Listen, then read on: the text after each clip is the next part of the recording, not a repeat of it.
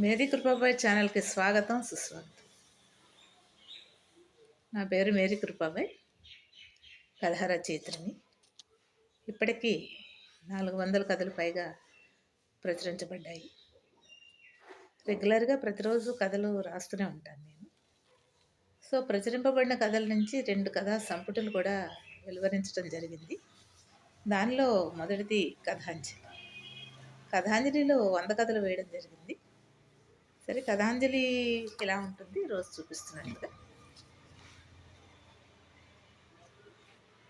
కథాంజలిలో 100 కథలు ఉన్నాయి. ఈ బుక్ పిహెచ్డిలో ఉన్నది. నాగార్జున యూనివర్సిటీ స్టూడెంట్స్ దీని మీద పిహెచ్డి చేస్తున్నారు.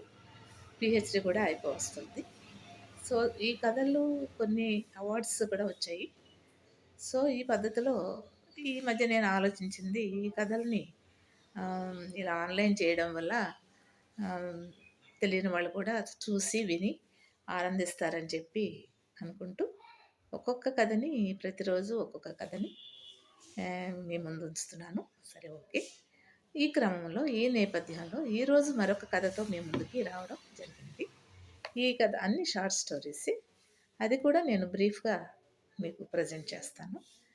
సో ఈ కథా శీర్షిక ఎలా పోతుంది ఎప్పుడు పోతుంది అనేది కథా శీర్షిక. ఇది ధ్యానమాలిక ఆగస్టు 2011లో పబ్లిష్ అయినటువంటి కథ. సో దీనిలో చాలా చిన్న కథే. ఒక ఆఫీస్,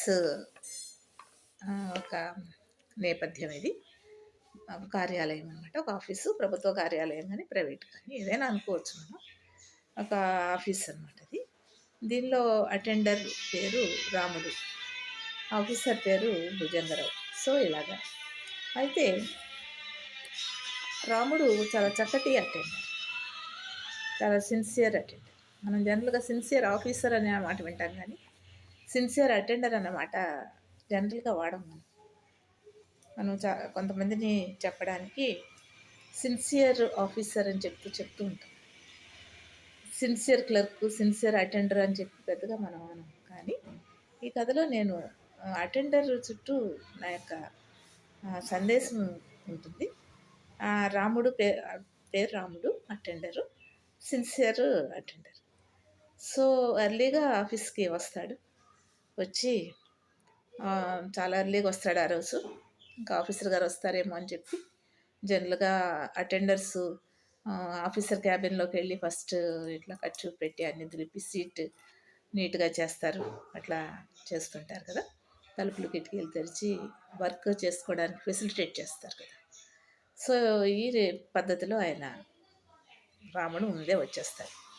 అలా వచ్చేసిన తర్వాత ఆ రోజు ఏమైందంటే భుజంగరావు అనేటువంటి ఒక ఆఫీసరు కొత్తగా జాయిన్ అవుతున్నాడు.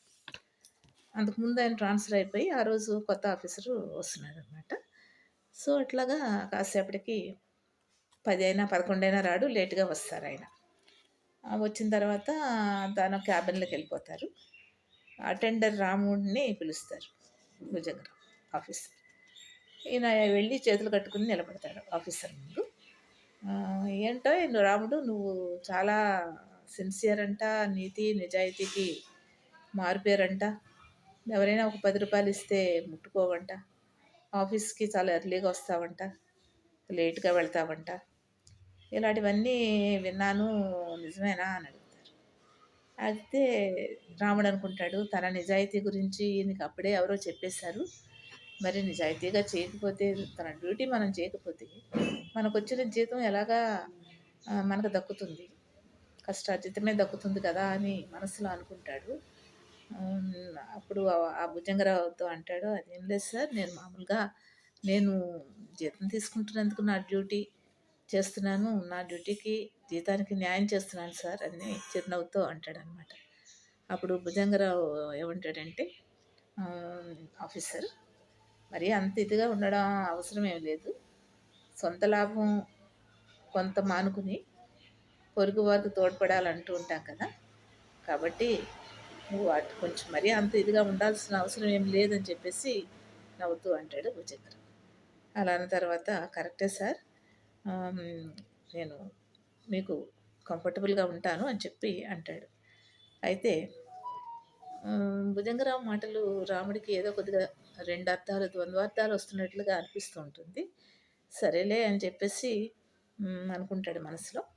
అయితే "నువ్వు ఆఫీస్‌కి ఇవాళ నువ్వు ఇంటికెళ్ళిపో నువ్వు ఆఫీస్‌కి రావక్కర్లేదు. నీ వైఫ్ ఉంటుంది కదా! నీ వైఫ్‌ని మా ఇంటికి పంపిస్తే నా భార్యకి హెల్ప్ చేస్తది. తనేదో బిజీగా ఉంది. నా భార్యకి హెల్ప్ చేస్తది. అందుకోసమని నువ్వు ఆఫీస్‌లో డ్యూటీ చేయక్కర్లేదు. నువ్వు నీ ఇంటికెళ్ళిపో రెస్ట్ తీసుకో" అంటాడు. "అదేంటి సార్ నేను డ్యూటీ చేయాలి కదా సార్! నా నా వైఫ్‌ని పంపిస్తే పంపిస్తాను. ఆవిడ హెల్ప్ చేస్తారు. అయితే నేను డ్యూటీ కూడా చేస్తాను. నాకు వేరే పనేం లేదు. డ్యూటీ చేయకుండా ఇంటికెళ్ళిపోవటం ఏంటి సార్? నేను చేస్తానండి" అని చెప్తాడు. అబ్బో! అయితే నీ నిజాయితీ నిజాయితీ చాలా దూరం వ్యాపించిపోయినాయి.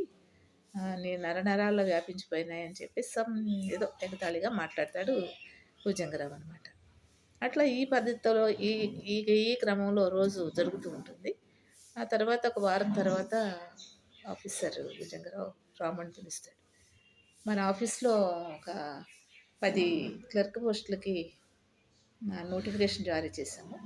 అవి ఫిలప్ చేస్తాం మనం ఈ నెలలో. ఒక్కొక్క క్యాండిడేట్ దగ్గర ఒక్కొక్క ₹1,00,000 మనం నొక్కాలి. దానికి నువ్వు ఫెసిలిటేట్ చేయాలి. దానికి నువ్వు హ్మ్, నాకు హెల్ప్ చేయాలని చెప్పేసి అంటే, లేదు సార్ నేను అలాంటి హెల్ప్ నేను చేయను సార్. నాకు ఇష్టం లేదు సార్ అని చెప్పేసి అంటాడు రాముడు. అటువంటి విషయాల్లో సహకరించటం నాకు చేత కాదు కూడా అని చెప్పేసి అంటాడు. చచా ఎందుకు నువ్వు ఇలా ఉన్నావు? నువ్వు దేనికి పనికిరావు అసలు. ఏ పని చెప్పినా అది రాదండి, ఇది రాదండి, దాన్ని కోఆపరేట్ చేయనండి, ఇది సహకరించనండి, ఇది నాకు వల్ల కాదండి. ఇదే చెప్తావు గానీ నెగెటివ్‌గా. ఏది పాజిటివ్‌గా ఇది నేను చేసేస్తానండి, మీరు పక్కన ఉండండి అన్న మాట ఎప్పుడు అనవు నువ్వు అని చెప్పేసి ఆయన కేకలేస్తారనమాట. తర్వాత అతనికి అర్థమవుతుంది రాముడికి. సో, ఆఫీసర్ కంప్లీట్‌గా అవినీతిపరుడు. అందువలన ఇతను ఈ విధంగా ప్రతిరోజు ఏదో ఒకటి చెప్తూ ఉంటాడు అని చెప్పి రాముడు చాలా బాధపడతాడు. ఇంతలో మల్లిక అని ఒక క్లర్క్ ఆఫీస్‌లో క్లర్క్ ఆఫీసర్ దగ్గరకొచ్చి, "సార్ మెటర్నిటీ లీవ్ శాంక్షన్ కాలేదు. ఎప్పుడో పెట్టాం కదా సార్! మరి ఆ శాలరీ నాకు రాలేదు ఇంకా" అని చెప్పి అంటుందనమాట. అంటే, "ఏమ్మా ఏంటి ఇలా లెటర్స్ ఇవ్వటం, తెల్ల కాగితాల మీద లెటర్స్ ఇస్తే మీకెలా శాంక్షన్ అవుతుంది? రంగు కలరు నోట్లు కూడా ఉండాలి వాటితో పాటు.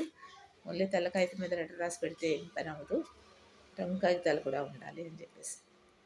అప్పుడు ఆవిడకి అర్థమయ్యి ఏదో కొంత లంచం ఇచ్చేసి తన పని తను చేసుకుంటుందనమాట. అది విన్నటువంటి రాముడు తల తిప్పి ఆఫీసర్ వైపు చిరాకుగా చూస్తాడనమాట. అసహ్యం అనిపిస్తుంది ఆఫీసర్‌ని చూసి.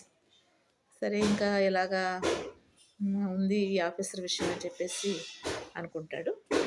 తర్వాత ఏమవుతుందంటే ఆ మల్లిక మనీ ఇవ్వడం ఇదంతా చూస్తాడు. అంటే డబ్బిస్తేనే పని చేస్తాడనమాట అని చెప్పి అనుకుంటాడు. సో, ఆ మరుసటి రోజు ఉదయం 11 గంటల వేళ రాముడిని పిలుస్తాడు తన ఛాంబర్‌కి భుజంగరావు.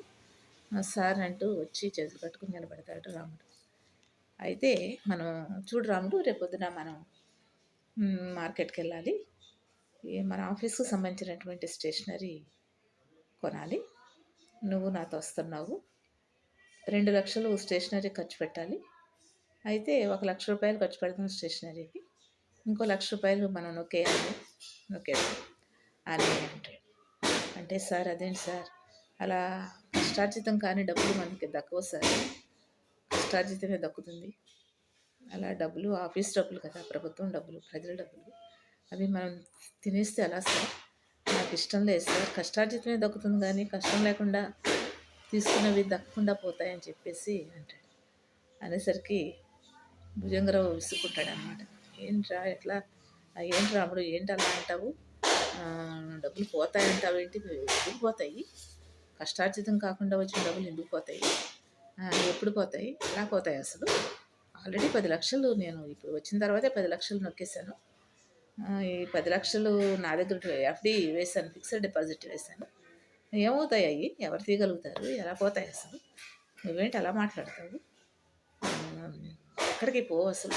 ఎలా పోతాయి? అసలు ఎక్కడికి పోతాయి అని చెప్పేసి చిరాకు పడతాడు. అయినా కూడా పాపం రాముడు అలాగా నిజాయితీగా నిలబడిపోయి ఉంటాడు. ఇంకా భుజంగరావు అంటాడు, "పైగా నా 10,00,000 వేసిన దానికి వడ్డీ కూడా వస్తదిరా. నీకు తెలియక నీకు చదువులేదు కదా! అందువల్ల నీకు తెలియటం లేదు" అని చెప్పేసి అంటాడనమాట. సో, అంటూ ఏదో ఫైల్ ఓపెన్ చేసి చూసుకుంటూ ఉంటాడు. ఇంకా మరుసటి రోజు ఎర్లీగా రాముడు ఆఫీస్‌కొచ్చేస్తాడు మామూలుగానే.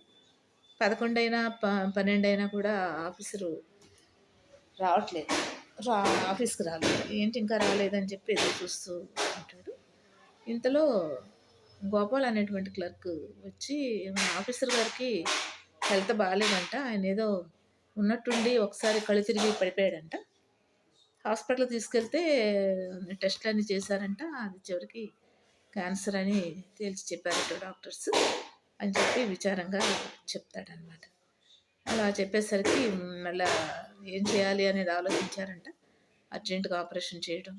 దానికో 10,00,000 ఆ తర్వాత హాస్పిటల్‌లో అడ్మిషను ఇలా చాలా ఖర్చుతో కూడుకున్నటువంటి పనంట. ముందు హెల్త్ పూర్తిగా అప్సెట్ అయిందంట.